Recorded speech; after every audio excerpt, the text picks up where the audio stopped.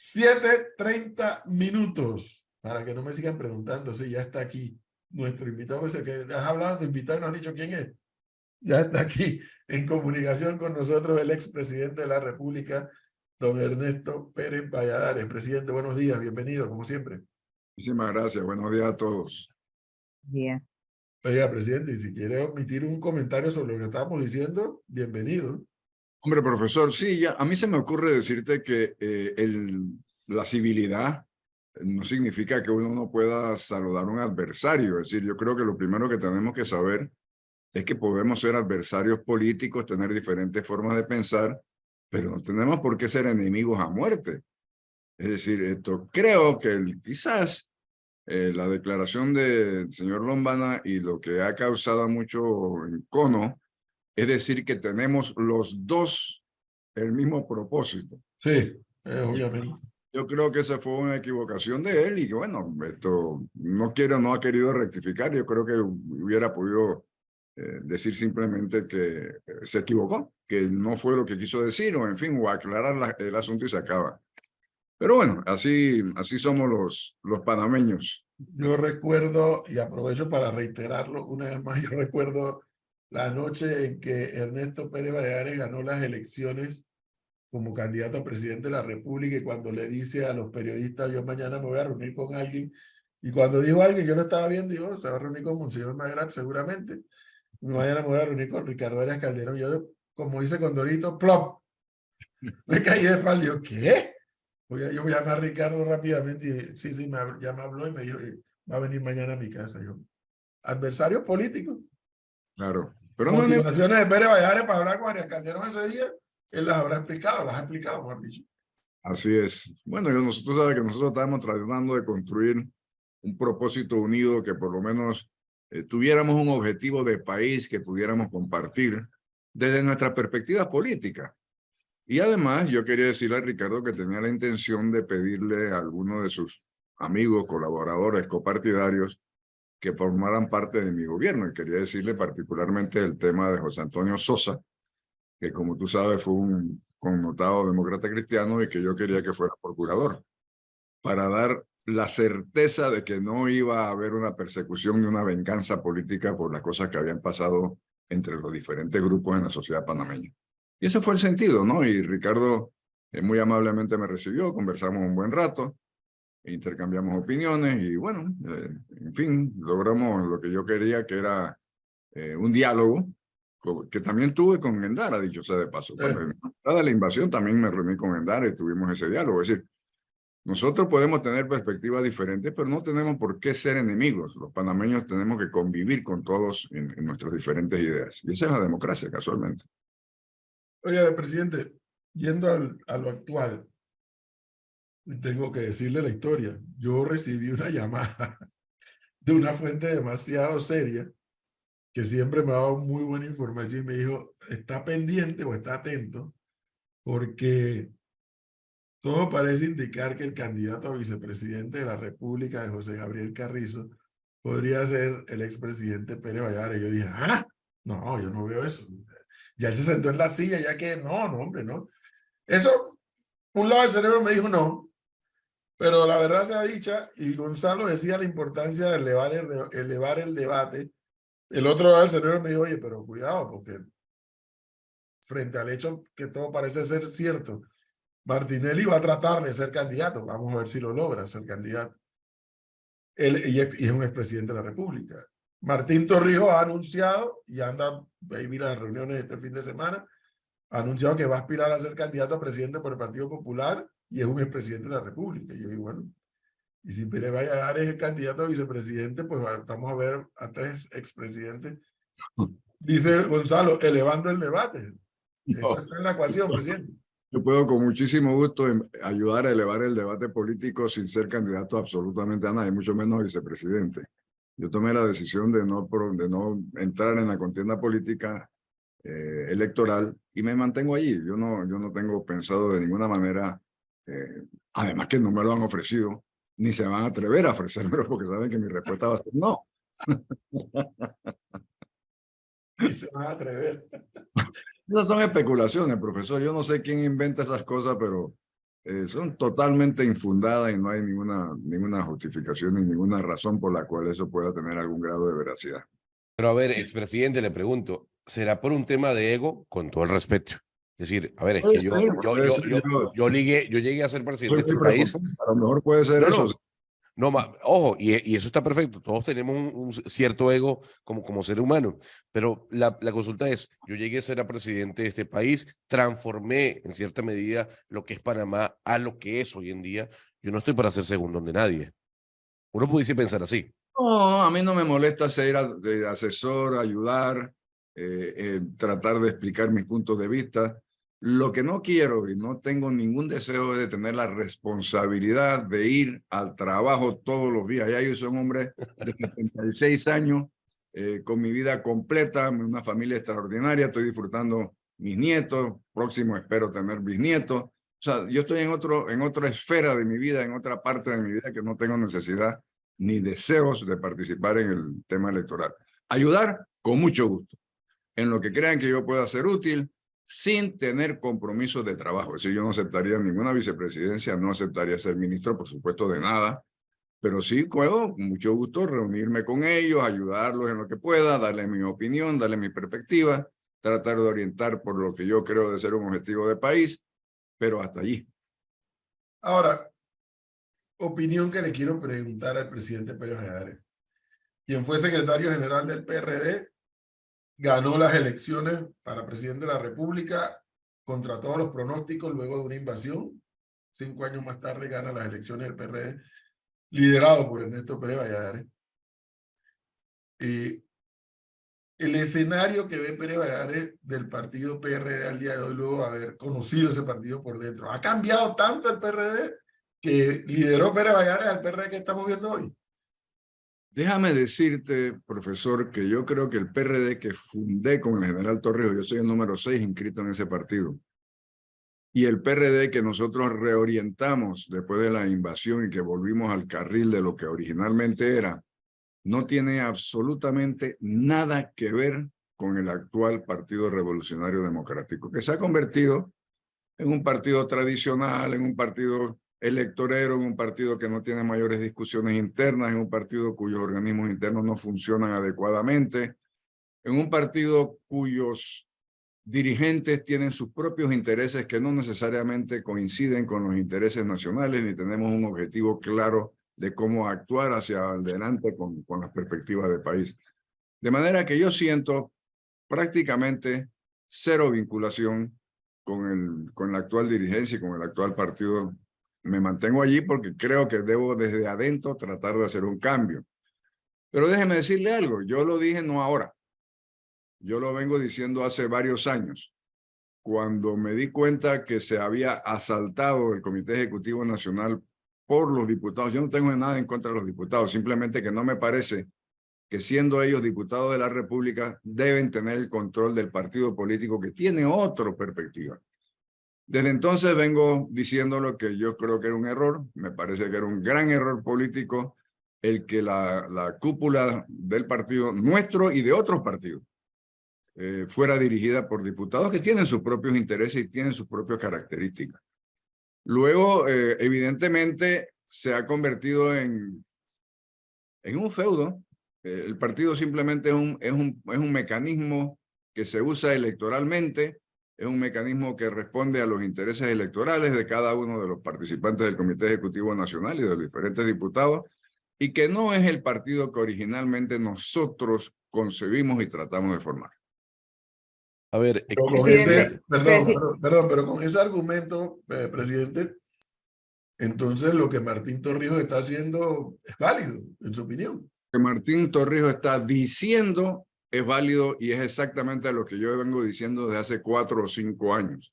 Lo que no es válido es que para llevarlo adelante se haya salido de las filas del partido, haya o esté intentando ser postulado por otra agrupación, que además tú sabes igual que yo que es una agrupación interesante, pero pequeña, electoralmente hablando, pequeña, y que no creo que tenga mayores perspectivas de ganar una elección, pero sí de dividir alguna parte de los votos del Partido Revolucionario Democrático, que evidentemente entonces ayudaría a la candidatura que de alguna manera podría ir de segundo en una contienda electoral. Eso es lo que yo critico. No el discurso de lo que tenemos que hacer, de la perspectiva de país, de que no debe ser dirigido el partido por los diputados. Eso lo vengo yo diciendo hace 5 o 6 años.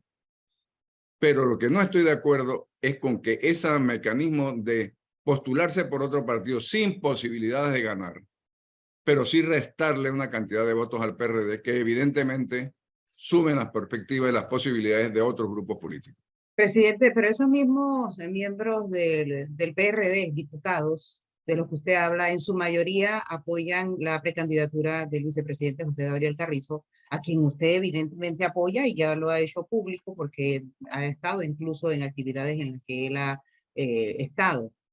¿Qué ve usted en José Gabriel Carrizo como para mostrarle ese apoyo para que sea posteriormente presidente de la República? Flor, ¿tú te acuerdas de aquellos exámenes que se hacían que era de multiple choice, le decían en inglés, ¿no? Que tenían una pregunta y tenían Selección múltiple. escogías la mejor. No, la que te parecía que era, sí, ¿cómo se llama? La mejor respuesta. No respuesta. La mejor respuesta. Sí, señor. Sí. No, eso es más o menos el sistema, lo que en mi mente pasó. O sea, yo veo la perspectiva y yo escojo lo que en mi criterio es la mejor respuesta y es la mejor perspectiva. José Gabriel Carrizo. Sí, señora. Ahora, entonces, eso quiere decir, expresidente, que usted valida la ejecución del gobierno nacional en la actualidad. Porque, a ver, no nos caigamos a mentiras. A ver, José Gabriel Carrizo viene de un gobierno desgastado, pero uno puede decir, esto puede ser un continuismo de lo que se está llevando a cabo en este momento en el país. Porque también hay una realidad, expresidente, y es que la cara visible del Poder Ejecutivo es José Gabriel Carrizo. La consulta es, ¿a usted le convence lo que ha hecho Nito Cortizo? ¿A usted le convence la gestión de gobierno como para apoyar la continuidad del mismo? Yo creo que se han cometido muchísimos errores. Yo creo que yo hubiera actuado diferente. Pienso que hubiera hecho las cosas de otra manera. Pero también entiendo de las circunstancias que se le dio para poder gobernar este país en unas circunstancias verdaderamente desconocidas, esta pandemia, lo que pasó. Creo que ha habido mucha falta de comunicación pública, mucha explicación de muchas de las suposiciones que se han hecho de corrupción, por ejemplo. Yo creo que en eso se ha fallado. Además, siento y creo que ningún candidato a presidente es el continuismo de su antecesor. Eso no es deseado. O sea, cada presidente le pone su propia personalidad al gobierno que dirige. De manera que eso de hablar de continuismo a mí no me suena correcto. Creo que la perspectiva y las posibilidades de una candidatura y un triunfo de Carrizo tienen que verlos en función de él, de la persona. Y ni siquiera decir, bueno, es que esto fue lo que él hizo como segundo de un gobierno y es lo mismo que va a hacer. Yo creo que no. Yo creo que las circunstancias son diferentes, las personalidades son diferentes y él sabrá cómo actuar para diferenciarse. Yo creo que eso tendría que ser así. Ahora, el presidente Pérez Valladares nos ha reaccionado al accionar de Martín Torrijos, pero tendría entonces que preguntarle también, presidente, y cómo interpretarlo de Zulay Rodríguez, quien va de primera en la recolección de firmas por la libre postulación y es miembro del PRD también. Zulay es un caso aparte, ¿no? Yo honestamente prefiero no categorizarla. Yo no sé cuál será su idea. Veo lo que está haciendo. Me parece que lo que está haciendo no es lo correcto porque si tú eres candidato independiente, verdaderamente debes ser independiente del todo. Es decir, renuncia al partido y entonces inscríbete como candidato independiente. Yo creo que es una burla, muchas de las candidaturas de independientes que son miembros de partidos políticos que están aprovechando su situación y sus circunstancias para lograr llegar a ser candidato. Su perspectiva para un triunfo electoral me parece que verdaderamente no existe ni en el caso de ella ni de los otros independientes, porque es que electoralmente hablando se necesita lo que tienen los partidos, una maquinaria electoral que saque el voto, que se cuente el voto, que estén permanentemente militando para que ese día se ganen las elecciones. Las elecciones no se ganan con las encuestas. Las elecciones se ganan el día de la votación, cuando la votación se haga efectiva. De manera que, bueno, ella tendrá su idea, que no sé cuál será, su perspectiva, que no sé cuál será, pero le critico el hecho de que se denomine independiente y no haya renunciado a las filas del partido. Pero, Claro. pero hay algo que es importante rescatar aquí en esta oportunidad que nos da el presidente Pérez Valladares. Yo le he dicho varias veces a Gonzalo y a Floria, nuestro oyente, sobre todo a la gente más joven, no hay términos de comparación entre el actual presidente del PRD y el actual secretario general del PRD, con lo que a mí me tocó ver, incluso en la época de la dictadura, el nivel de presidente y secretario general que ha tenido el PRD en aquella época y en democracia, donde Pérez Valladares, entre otros, Pérez Valladares y Martín Torrijos fueron secretario general y Guerra presidente. En esta oportunidad, presidente, yo no sé cómo usted quisiera escuchar la valoración, se percibe que un PRD como que no se había visto antes como desintegrándose. Zulay Rodríguez por allá, Martín Torrijos por acá. Bueno, y a la interna, pues Gaby Carrizo, listo, un candidato que sale de la fila del gobierno, pero Cristiano Adames y Pedro Miguel González absolutamente contestatarios Sí. de la gestión de gobierno. O sea, ¿cómo interpreta Pedro Valladares esa realidad del PRD? Bueno, yo pienso que hay una ausencia de liderazgo y los liderazgos se conforman a lo interno de los partidos con diálogos internos, con perspectivas de participación. O sea, tú tienes que generar la suficiente discusión interna para poder crear un objetivo en común que una las diferentes facciones. En todos los partidos hay facciones. Si no, pregúntale a Yanivel y a Rux. O pregúntale incluso dentro del Partido Popular, tú sabes, igual que yo, que también hay facciones. Es decir, en todos los partidos hay aspiraciones personales que se convierten en facciones de expresión. Eso es perfectamente normal dentro de la democracia. Lo que tiene que hacer un liderazgo que pretenda llevar el partido a gobierno es generar la discusión interna que pueda generar un proyecto, que pueda generar una perspectiva de país que pueda unir a todos.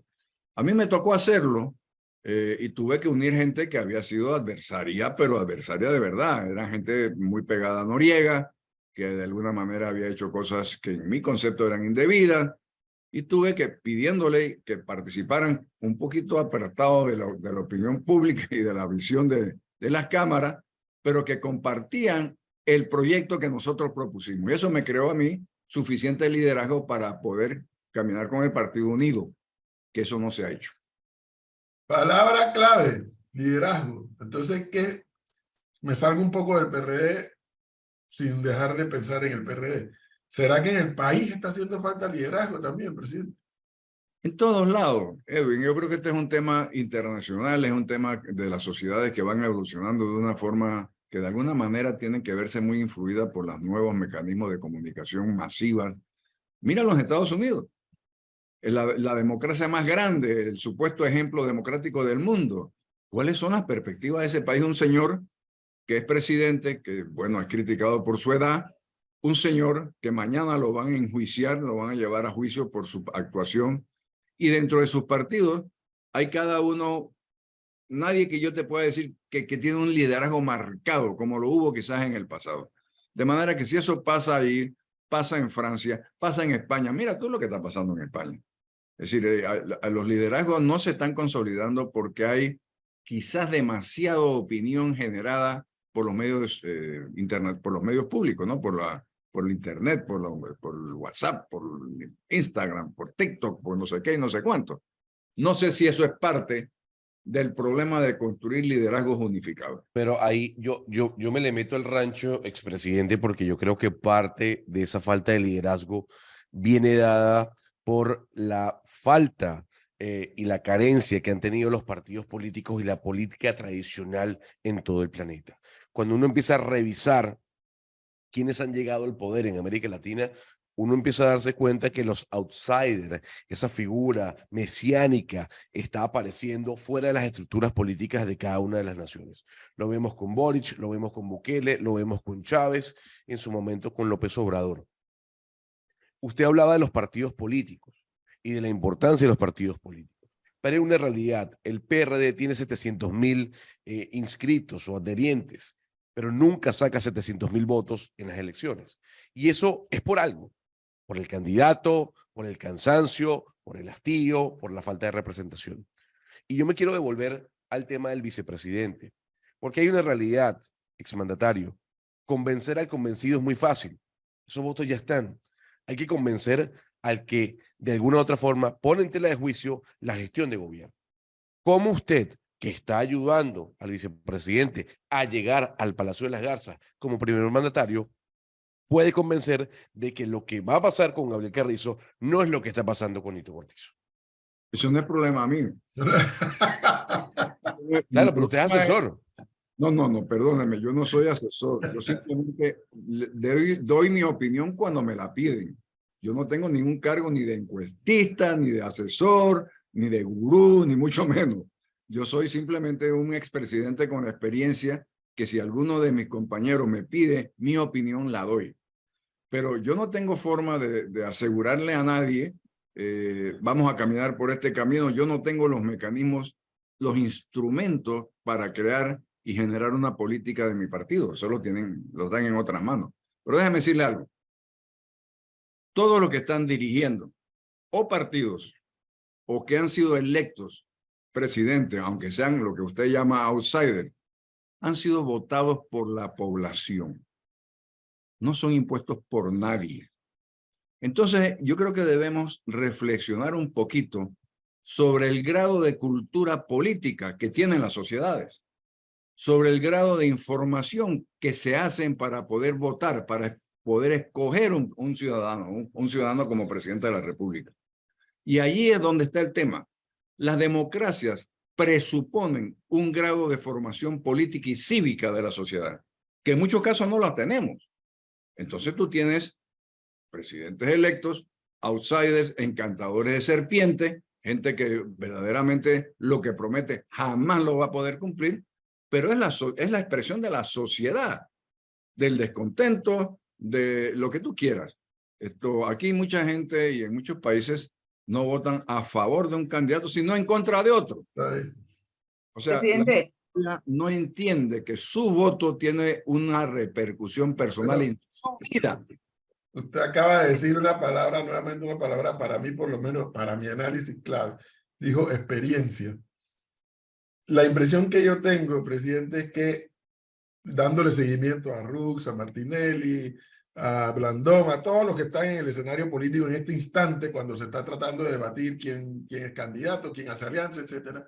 La impresión que yo tengo dándole seguimiento a lo que está haciendo y diciendo Martín Torrijos es que está exhibiendo como uno de sus principales activos en esta etapa de lo que está haciendo y diciendo, la experiencia. ¿Y por qué pareciera que la experiencia se le está convirtiendo, o es un activo para Martín Torrijos en esta etapa? Precisamente un poco por lo que describe Gonzalo y a lo que usted reacciona. Y es, oye, pero es que el país como que está esperando que alguien le marque un rumbo. Entonces sale Martín Torrijos, alguien que ya se sentó en la silla también, y está exhibiendo experiencia. ¿No le suena eso? También tiene experiencia Gaby Carrizo, y más reciente, porque ha estado 5 años de gobierno. Es decir, eso no, me explico, yo creo que lo que hay que hablar y la forma que tenemos que expresar la opinión es decir, mire, tenemos un gran problema de suministro de agua, ¿sí? Yo propongo arreglarlo de esta forma. A mí no me vengas a decir que es que tenemos que la gran actividad de Panamá es la gran cantidad de agua que cae, que nosotros somos lo máximo por la cantidad. No, dime cómo me vas a solucionar el problema que yo tengo. Dime cómo es que tú vas a hacer que se eviten los cierres de calle. A ver, explícame por qué se dan estos cierres de calle. Ayer tuvimos uno horroroso en el tranque de la autopista de la Chorrera a Panamá. ¿Por qué? Por falta de agua. ¿Cómo vas a solucionarlo? Las escuelas, ¿cómo vas a solucionar para que haya una educación de calidad? No una escuela de calidad, no una casa bonita. No, una educación de calidad. Explícame cómo lo vas a hacer. Porque es muy fácil adjetivizar, profesor. Esto no me gusta porque es feo. Bueno, pero ¿cómo lo vas a hacer bonito? Dime cómo es que vas a cambiarlo. ¿Me explico? Y eso nos está haciendo falta en todos los discursos. Yo creo que si se trata de experiencia, bueno, experiencia tienen todos. Los que están candidatizados, de alguna forma han participado en gobierno, en fin. Pero yo creo que el diálogo y las propuestas deben ser muchísimo más concretas que la simple descripción de la situación. Presidente, al final usted está escogiendo o apoyando al mejor a lo interno del PRD o está escogiendo al menos malo.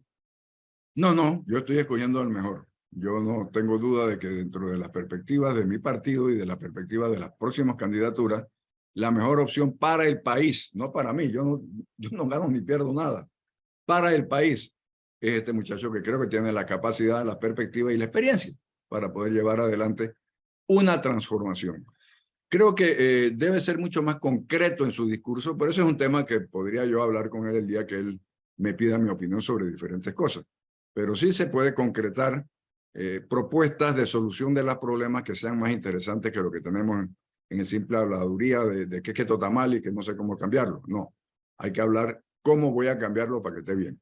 Pero entonces hablemos un poco de lo que sería el gobierno, ya que usted lo conoce mucho mejor que nosotros, expresidente, porque hablábamos con Martín Torrijos la semana pasada y conversábamos un poco si él llegase a ser presidente, ese péndulo ideológico de Panamá sería el progresismo, como lo estamos viviendo en este momento, se mantendría en el centro. Y parte de mi reclamo a diario y en el debate con el profesor es que las ideas filosóficas, ideológicas son importantes, porque partiendo de la ideología uno sabe, por ejemplo, por dónde puede ir la economía de un país, por dónde puede ir la inversión social. En este caso, si hablamos de José Gabriel Carrizo, ¿él a dónde va? ¿Hacia dónde va? ¿Qué es lo que busca? Ideológicamente hablando, porque su partido, el PRD, ideológicamente hablando, está más a la izquierda que al centro a la derecha. Yo no coincido con ese análisis. Yo creo que el PRD es un partido que, bueno, está inscrito en la Internacional Socialista como movimiento, pero es un partido centrista. Yo no lo considero que sea ni de izquierda ni de derecha. Porque además, déjeme decirle algo. Las soluciones de los problemas no son ni de izquierda ni de derecha.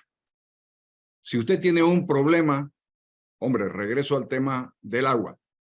La solución no es, yo me mantengo estatizado porque eso es la perspectiva filosófica de la izquierda.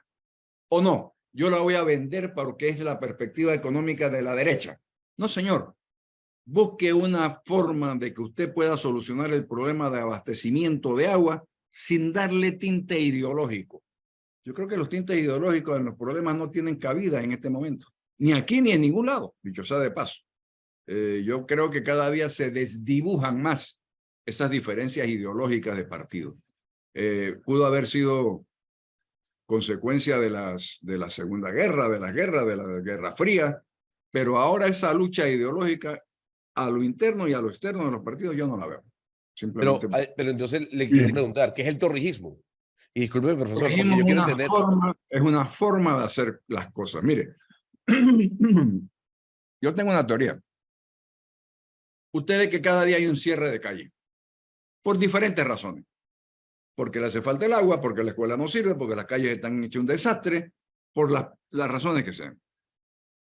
Cuando a principios de los 70, en el año 72, se creó como forma de gobierno una asamblea que se denominó la Asamblea Nacional de Representantes de Corregimiento, que en ese tiempo eran 505. Aquí la sociedad, que estaba acostumbrado a un grupo de diputados, empezó a categorizarlo como que unos ignorantes, unos tipos que ¿qué nos van a decir? ¿Qué nos van a enseñar? Esos tipos, esos 505, eran los que tenían la posibilidad de presentarle al gobierno central los problemas de la escuelita, del puentecito y de la salud de sus comunidades. Y había una instrucción central de que a esa gente se le tenía que atender y se le tenía que atender sus situaciones. Ahora resulta ser que se cambió el tema.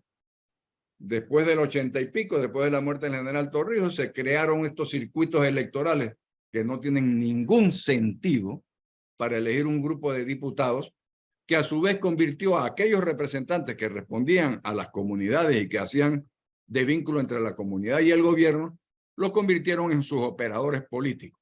¿Por qué? Porque el diputado maneja el presupuesto y en consecuencia tiene la capacidad económica de hacer o no hacer. Eso es lo que produce que los pueblos y las comunidades no tengan vocería. Y la única vocería es cerrar una calle. La única forma de hacerse sentir y de lograr la solución de esos problemas es de esa manera, es creando el caos. Entonces, tenemos que retomar nosotros tenemos que volver a ver cuáles son las institucionalidades de este país que le permita la solución de los problemas, sobre todo a la gente más humilde, sin dañar el tema económico de futuro.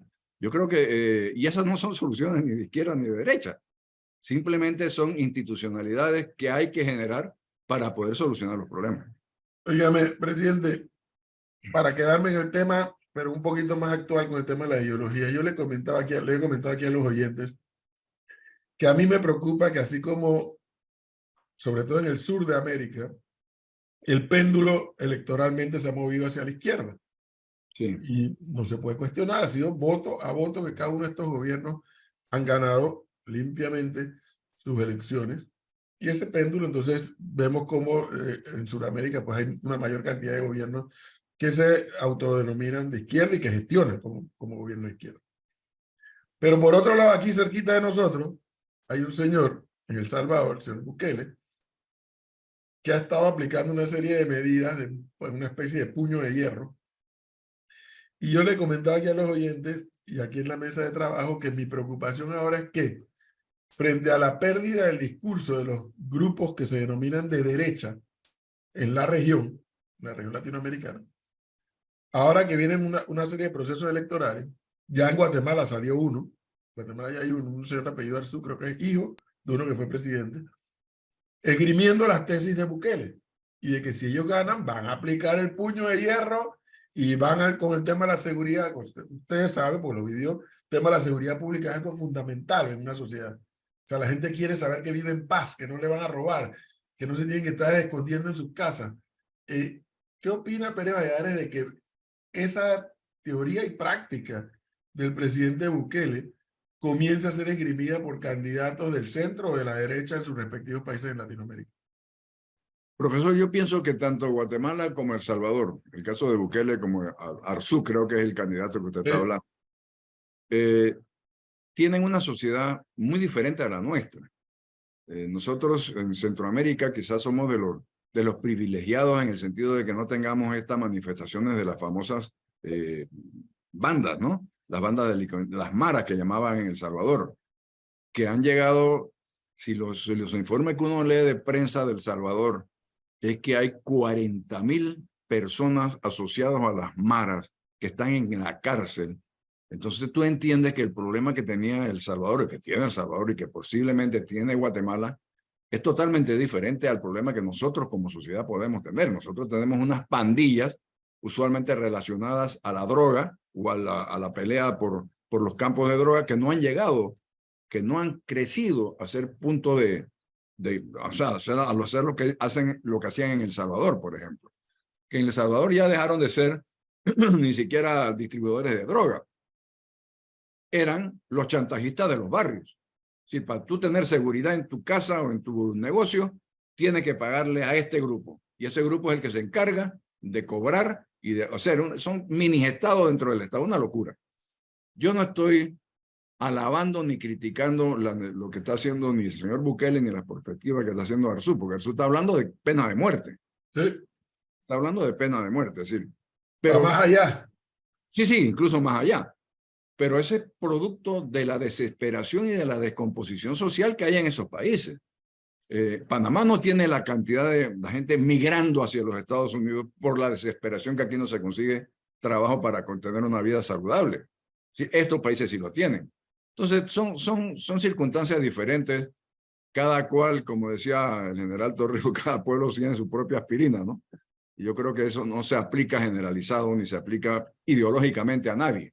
Yo creo que simplemente son respuestas a los problemas sociales de cada uno de los países. Pero qué curioso que el presidente Petro haya caído en un debate con Bukele, ¿no? Cuando los problemas de seguridad pública en Colombia pues son reales, no son ficción.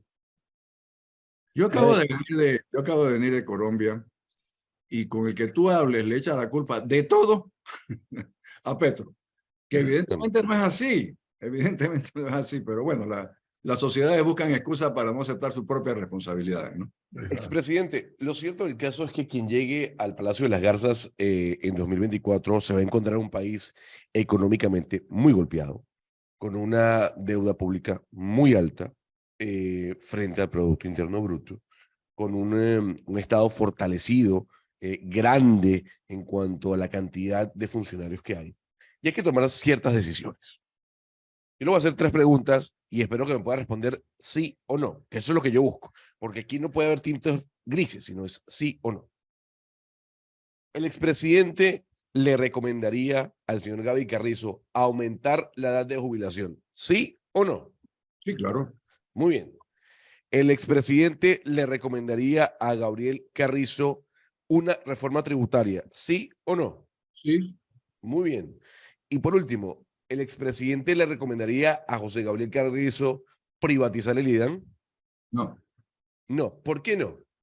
Porque yo creo que hay mecanismos diferentes de lograr solucionar el problema del IDAN y nosotros nunca pensamos en privatizarlo.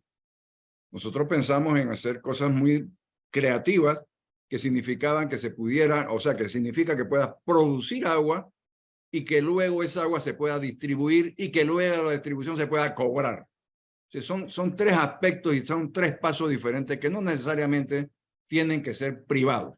Algunos puede serlo. Por ejemplo, la distribución, por ejemplo, el cobro. Pero la producción de agua puede seguir siendo estatal. Eso no es ningún problema. Es un esquema, hombre, no igual, pero similar a lo que tenemos con la electricidad. La línea de transmisión es del Estado. Claro. Y se cobra un peaje. Ahora, el tema que tú me haces, la pregunta es sí o no. Mire, el tema de la Seguro Social.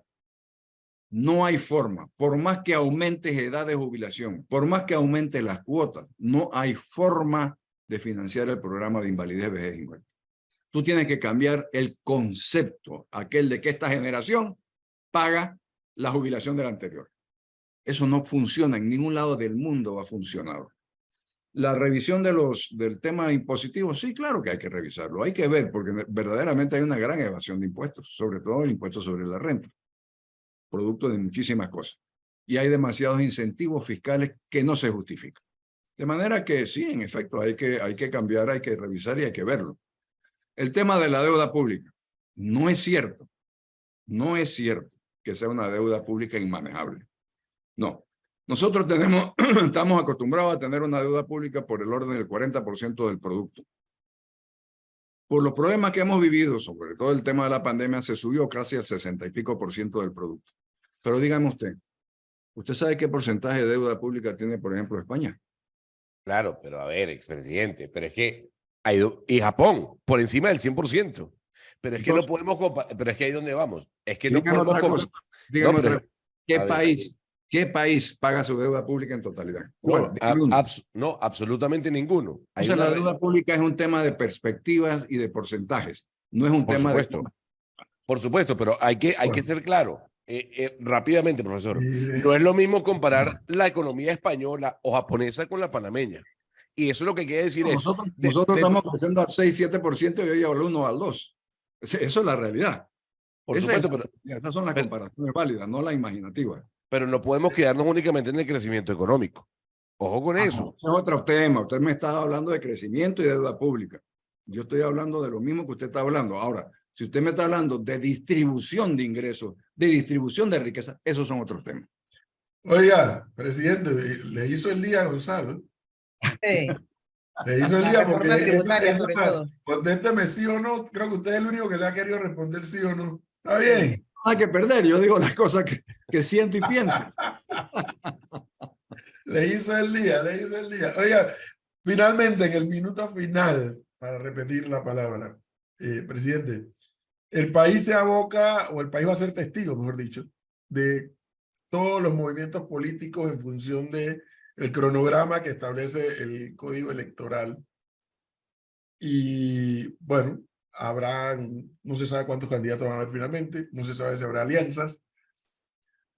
Aunque lo mencionó tangencialmente hace un momento, me gustaría terminar esta entrevista con esa reflexión. ¿Qué tendremos que hacer los panameños para no votar por el menos mal? Tenemos que aprender a votar, profesor. Entonces, usted se acuerda, usted que es profesor y que sabe la historia, cuando originalmente se dan los primeros pasos de las democracias griegas, por allá romana, no todo el mundo votaba. No todo el mundo, así es. ¿Cierto? Votaba aquel, en algunos casos, que tenía propiedad. ¿Por qué el que tenía propiedad? Porque es que tenía algo que arriesgar. Su voto, de alguna manera, arriesgaba su futuro. Aquí nosotros nos hemos educado, nos hemos creado, hemos vivido con el tema de que yo voto en contra. Yo voto porque este no me cae bien. Yo voto porque porque sí, porque ya este me conoce, voy a ver si el otro me da algo más. Y esa perspectiva nos llevaba en muchísimos casos a elegir a un presidente como el doctor Arnulfo Arias, que Dios lo tenga en la gloria, que recogía el mal sentido de la sociedad, es decir, el sentirse mal, frustrado, él lo recogía muy bien, lo expresaba muy bien y lograba el gran apoyo. Y esa misma gente que votaba por él, a los pocos meses, iba a la misma institución que hacía de garante, que hacía de juez supremo, a la Guardia Nacional, a pedir que lo sacaran. De manera que, ¿qué quiero decir? Quiero decir que no sabemos votar, que no hemos aprendido a votar, que tenemos que tener más conciencia cívica, que tenemos que saber que nuestro voto afecta no solamente al país en general, a mí en particular. Mi voto, lo que yo emito, me va a afectar a mí, para bien o para mal. Entonces tenemos que empezar a discernir mejor, a ver cómo es que vamos a votar bien, no votar sentimentalmente, votar inteligente. Presidente Ernesto Pérez Valladares, muchas gracias por habernos dado este tiempo, muy amable. Saludos, que tengan un lindo día.